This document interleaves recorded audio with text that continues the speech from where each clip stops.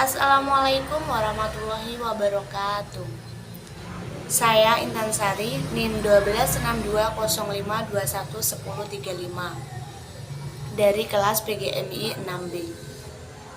Di sini saya akan memenuhi tugas UTS dari matkul Komunikasi Pembelajaran. Soal yang pertama yaitu apa yang kamu ketahui tentang komunikasi dan sebutkan jenis-jenis komunikasi dan aspek apa yang harus ada di komunikasi. Menurut saya komunikasi adalah proses pertukaran informasi, ide, gagasan, atau perasaan antar individu atau kelompok. Proses ini melibatkan pengirim, pesan, saluran komunikasi, penerima, dan umpan balik. Komunikasi dapat terjadi melalui berbagai media, termasuk lisan, tertulis, visual, atau nonverbal seperti bahasa tubuh. Jenis-jenis komunikasi yaitu yang pertama komunikasi verbal. Komunikasi yang menggunakan kata lisan atau tertulis. Ini termasuk percakapan langsung, telepon, surat, email, pidato, dan lain sebagainya.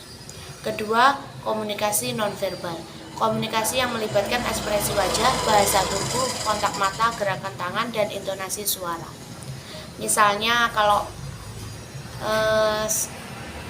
senang itu senyum, seperti itu. Selanjutnya komunikasi interpersonal, yaitu komunikasi yang terjadi antara dua individu atau lebih secara langsung, seperti dalam percakapan tatap muka. Selanjutnya komunikasi kelompok, komunikasi yang terjadi di dalam kelompok atau tim. Ini biasanya seperti diskusi kelompok. Selanjutnya komunikasi formal, komunikasi yang terjadi di dalam kerangka aturan, struktur atau hierarki yang ditetapkan.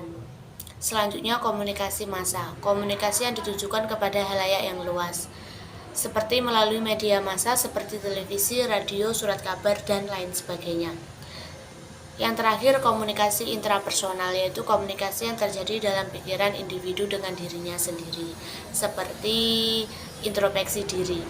Selanjutnya aspek yang harus ada di dalam komunikasi yaitu keterbukaan, yaitu komunikasi yang baik membutuhkan keterbukaan dari semua pihak yang melibatkan.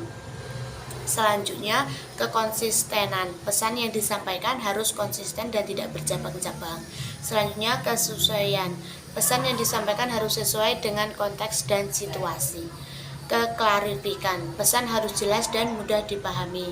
Selanjutnya, respect. Komunikasi yang baik membutuhkan sikap yang menghargai dan menghormati pihak lain. Yang terakhir yaitu umpan balik. Komunikasi yang efektif melibatkan siklus umpan antara pengirim dan penerima pesan. Selanjutnya, soal nomor 2. Mengapa komunikasi yang efektif itu penting dalam pembelajaran sekolah dan bagaimana agar komunikasi itu dapat berjalan efektif di dalam kelas? Yaitu, komunikasi yang efektif sangat penting dalam pembelajaran di sekolah karena memiliki beberapa dampak positif yang signifikan. Yang pertama itu pemahaman yang baik. Komunikasi yang efektif memungkinkan guru untuk menyampaikan materi pelajaran dengan jelas dan mudah dipahami oleh siswa. Yang kedua, partisipasi aktif. Komunikasi yang baik merangsang partisipasi aktif dari siswa dalam proses pembelajaran. Yang ketiga, motivasi dan keterlibatan. Komunikasi yang efektif antara guru dan siswa dapat meningkatkan motivasi siswa untuk belajar dan terlibat dalam proses pembelajaran. Selanjutnya, pencegahan konflik. Komunikasi yang baik juga membantu mencegah dan menyelesaikan konflik yang muncul di antara guru dan siswa. Dengan demikian, komunikasi yang efektif dapat memainkan peran kunci dalam meningkatkan kualitas pembelajaran di sekolah dan membantu siswa mencapai potensi mereka secara optimal. Selanjutnya, bagaimana agar komunikasi itu dapat berjalan efektif di dalam kelas? Agar komunikasi di dalam kelas itu berjalan efektif, berikut ada beberapa langkah yang dapat diambil oleh guru dan siswa. Yang pertama, menjaga lingkungan belajar yang positif. Ciptakan lingkungan yang nyaman, terbuka, dan inklusif di dalam kelas. Selanjutnya, menyampaikan pesan dengan jelas. Guru harus berbicara dengan jelas, menggunakan bahasa yang sesuai dengan tingkat pemahaman siswa, dan menghindari jargon yang tidak kenal, jargon atau ice breaking. Selanjutnya, mendengarkan dengan aktif. Berikan perhatian penuh kepada siswa saat mereka berbicara atau mengajukan pertanyaan. Memberikan kesempatan partisipasi. Beri kesempatan kepada semua siswa untuk berpartisipasi dalam diskusi kelas. Selanjutnya, mendorong diskusi terbuka. Ajukan pertanyaan yang terbuka yang mendorong pemikiran kritis dan refleksi, bukan hanya jawaban yang cuman ya atau tidak. Dengan menerapkan langkah-langkah ini, komunikasi di dalam kelas dapat berjalan dengan efektif, memungkinkan siswa untuk belajar dengan lebih baik dan mencapai potensi mereka secara optimal. Selanjutnya nomor 3 yaitu buat tahapan agar komunikasi yang baik di sekolah dapat dilakukan secara praktis dari seorang guru di dalam kelas. Berikut adalah tahapan praktis yang dapat dilakukan oleh seorang guru di dalam kelas untuk memastikan komunikasi yang baik dengan siswa. Yang pertama, menyiapkan dengan baik. Persiapkan materi pelajaran dengan cermat dan jelas. Kedua, memulai dengan baik. Sambut siswa dengan ramah saat mereka masuk ke dalam kelas. Yang ketiga, menjelaskan materi dengan jelas. Gunakan bahasa yang sesuai dengan tingkat pemahaman siswa. Selanjutnya, melibatkan siswa. Berikan kesempatan bagi semua siswa untuk berpartisipasi di dalam kelas. Selanjutnya, mendengarkan dengan aktif. Berikan perhatian penuh kepada siswa yang berbicara atau mengajukan pertanyaan. Menggunakan bahasa tubuh yang positif. Gunakan bahasa tubuh yang positif dan terbuka untuk mendukung komunikasi verbal. Selanjutnya, reaksi dan umpan balik siswa. Perhatikan reaksi siswa terhadap materi yang diajarkan. Selanjutnya, merefleksi dan mengevaluasi.